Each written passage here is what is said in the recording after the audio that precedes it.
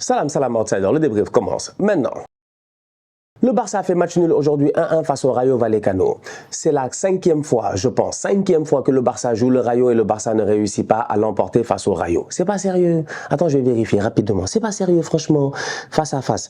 Barça Rayo Vallecano, dernière fois, ils ont perdu 2-1. Après, ils ont fait 0-0. Ils ont reperdu 1-0. Ils ont reperdu 1-0. En fait, mais de où est-ce que vous jouez face à des petits du Real?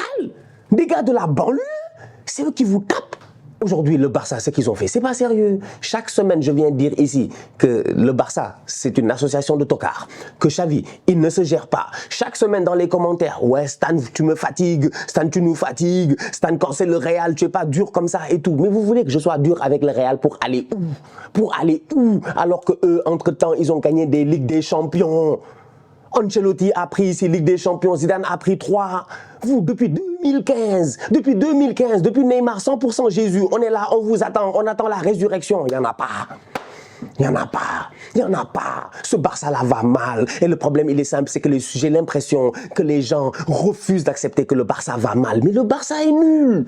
Le Barça joue face au Rayo Vallecano aujourd'hui. Le Barça doit taper le Rayo Vallecano. Le Barça n'a pas le droit d'être là à tergiverser face au Rayo Vallecano. C'est quoi ce 11 de départ de la part de Xavi? J'ai des questions à poser, franchement. C'est pas sérieux. Xavi vient et je me pose des questions à savoir. En fait, dites-moi, est-ce que Oriol Romeu, à l'entraînement, qu'est-ce qu'il fait? Il met des reprises de volée, il met des enroulés, il met des ballons placés. Moi, j'ai l'impression qu'Oriol Romeu à l'entraînement, c'est Ronaldinho. Peut-être qu'il fait des choses extraordinaires qui justifient le fait qu'il peut être sur le terrain en semaine, en week-end. Mais Romeu est nul. Il est nul devant la défense. Tu le fais jouer milieu relayeur, au milieu de terrain pour qu'il remonte les ballons. Il fait que des mauvaises passes. Tu le presses, il stresse. Tu le presses, il stresse. Alors que nous, on avait l'habitude d'un Busquets qui était à 2 à l'heure, mais qui était impressable. Mais aujourd'hui, sincèrement, la performance du Barça face au Rayo, je dis bien et je pèse mes mots, elle est dégueulasse. Elle est dégueulasse. Le Barça s'en sort 1-1, mais la performance n'est pas bonne. Sincèrement, c'est quoi l'excuse maintenant? Vous avez joué à 13h, mais on s'en fout que vous ayez joué à 13h. Vous allez me dire quoi? On a joué à 13h, mais il ne faut pas nous fatiguer. Quand nous, on jouait en Coupe d'Afrique à Bafoussam à 13h, on se plaignait? Bon, si, on s'est plaint un peu. Mais quand même... C'est quoi votre excuse aujourd'hui?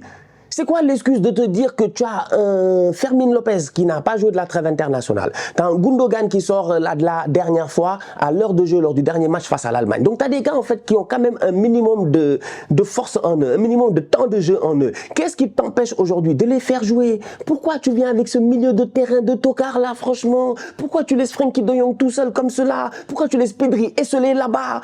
C'est-à-dire qu'entre Frenkie de Jong et Pedri, il y avait un élément qui ne devait jamais être là. Ça, c'est Oriol Romeu. Mais c'est pour ça que je dis que moi, je ne comprends pas Xavi, en fait.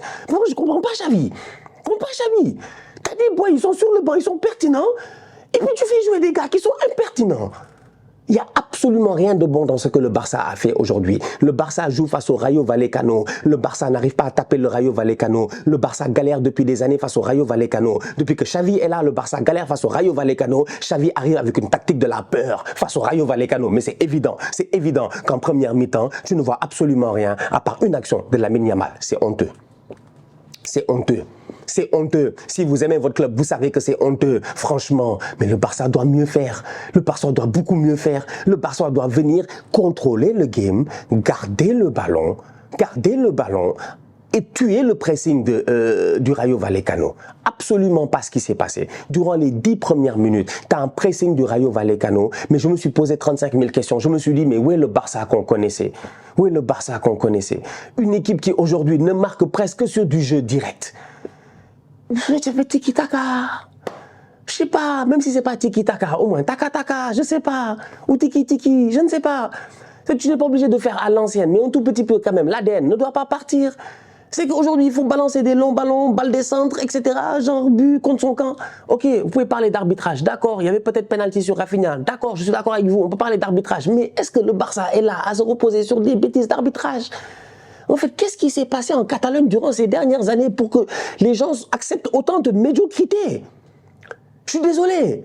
Je suis très dur avec le Barça, mais parce que le Barça mérite qu'on soit dur avec eux.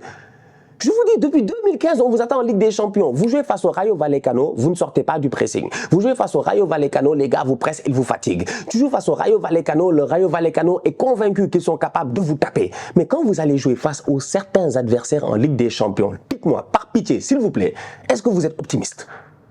Moi, j'ai même peur face à Porto. J'ai même peur face à Porto. Certes, c'est à domicile, mais j'ai même peur pour le Barça face à Porto. Mais le Barça, pour finir deuxième de son groupe. Alors que normalement, Xavi, s'il était guerrier, il bat le Shakhtar la dernière fois. Mais Xavi ne fait que des bêtises. Mais ok, d'accord, c'est un grand joueur, ça a été une légende, donc on ne doit pas parler. Je suis désolé, franchement. Je suis désolé, aujourd'hui, je suis obligé. Je suis obligé de mettre les points sur les i, les barres sur les t, les trémas, là où il faut, les virgules, les points, virgules et la ponctuation qu'il faut. Il faut dire à Xavi la vérité. Xavi ne se gère pas. Xavi ne se gère pas. Son équipe proposait beaucoup mieux. On se pose des questions à savoir qu'est-ce que les gars travaillent à l'entraînement. Je ne vois pas de jeu qui soit pertinent. Il y a quelques semaines, on était tous dans l'enflammade. C'est ce que j'appelle l'effet placebo. C'est-à-dire que quand tu es malade et que tu penses que tu es malade, on te donne un médicament qui n'a rien, hein, c'est un médicament vide, il n'y a pas de rien du tout dans le médicament. On donne un comprimé, il n'y a rien, tu le prends et dans ta tête, tu penses que tu vas guérir. Mais c'était ça avec João Félix et João Cancelo. On nous a donné des João, franchement. Et dans notre tête, on s'est dit que ça va aller. Effectivement, c'est vrai, parce que Cancelo est un excellent joueur de football, mais Cancelo ne sait pas défendre ça. Nous tous, on le sait. Donc, il faut mettre en place un système de jeu qui protège un tout petit peu Cancelo. Félix, il est très très bon. D'ailleurs, aujourd'hui, dès qu'il rentre, tu sens que les choses changent. Gundogan, il rentre, tu sens que les choses changent. En fait, moi, je comprends pas, mec. Je comprends pas. Mais joue le Rayo, joue sérieusement.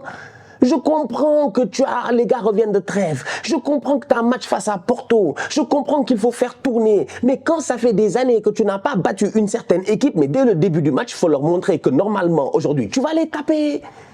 Mais n'attends pas la deuxième mi-temps pour faire des changements. Au fait, le Rayo, ils ont eu trop d'espoir, eux. Ils sont rentrés dans le match, ils ont dû regarder les tocards, là, dès le début, quand le frérot, là, il a frappé un ballon, il l'a mis là-bas, là, sur leur grosse bâche, là, leur stade de quartier, sur la grosse bâche, là.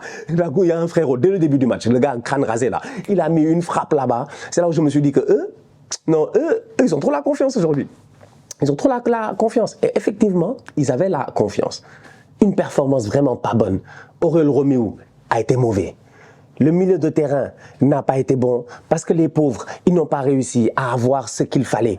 Frenkie de Jong peut sortir le ballon, peut le donner à Aurel Roméo, mais dès que tu donnes à Aurel Roméo, s'il n'est pas capable de faire quelque chose de pertinent avec, eh ben, Ferran Torres ne touchera jamais le ballon, Yamal ne touchera jamais le ballon, Pedri ne touchera jamais le ballon, et Lewandowski, j'en parle même pas. Parce que Robert Lewandowski, aujourd'hui, on peut pas beaucoup parler parce qu'il a fait une carrière extraordinaire. Et jusqu'à présent, c'est un très grand attaquant. Mais je me pose des questions de temps en temps. S'il vous plaît, quand est-ce qu'il va me mettre Lewandowski sur le banc? Il va me mettre genre, mets-moi Yamal, João Félix, et puis un autre, Rafinha, je sais pas. En fait, je comprends pas. En fait, c'est pas à nous de réfléchir à la place de Xavi. Sincèrement, je suis désolé, je ne suis pas assez payé. Non, franchement, je ne suis pas assez payé. Hein.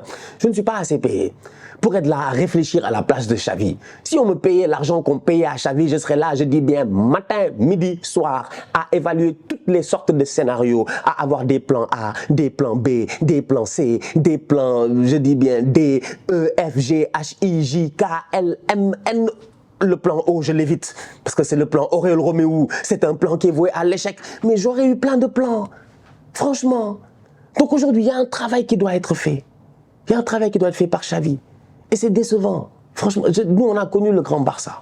On a connu plusieurs Barça. Connu le Barça des Rivaldo, après tu as connu le Barça des Ronaldinho, après tu as connu le Barça des Xavi et des Messi, et maintenant tu arrives dans ce Barça-là où ça fait plusieurs années, nous-mêmes on ne sait plus en fait comment juger l'équipe. Et à chaque fois on essaie de trouver des circonstances atteignantes en l'équipe, en disant que bon, le football a évolué, donc le Barça n'est plus obligé de jouer de cette manière-là, ils doivent jouer de cette manière-là. Ok, ils ont été champions, on est d'accord, défensivement ils ont été ultra solides, ils nous ont montré des choses extraordinaires, ça on est d'accord. Donc ça c'était quelque chose de fait. Xavi a bien travaillé défensivement, on est d'accord. Marc-André Ter Stegen est revenu au top de sa forme, ça aussi ces dernières années, on est d'accord. Araujo, tout ça, on est d'accord. Mais maintenant, quand est-ce qu'on va retrouver un Barça qui retourne sur les rails? Quand est-ce qu'on va retrouver ce Barça-là en fait? Non, moi je suis découragé, Moi je suis découragé par cette équipe du Barça-là, je ne la comprends pas. Franchement, je ne la comprends pas. Je ne peux pas accepter certaines performances. Et c'est même pas être dur avec le Barça, c'est juste être logique avec le Barça. Comment Xavi, quand Roméo il rate la passe là, en tout début de match, tu le vois, il fait ça. Mais frère, pourquoi tu fais... Mais ça, je demande, qu'est-ce que Roméo fait à l'entraînement qui justifie que toi, tu t'assois face en préparation de match et tu dis, je vais mettre Frenkie devant ma défense et je vais mettre Roméo dans cette position de relire là. Pourquoi? Pourquoi? Why? Why? Mais n'aie pas peur. Mais n'aie pas peur. Mais laisse les boys jouer au football, laisse les gamins jouer au football. Franchement, faites un effort collectif. J'ai plus rien à dire sur cette équipe. Le Barça a fait match nul 1-1, Girona est tranquille, le Real n'a pas encore joué, tu perds des points bêtement.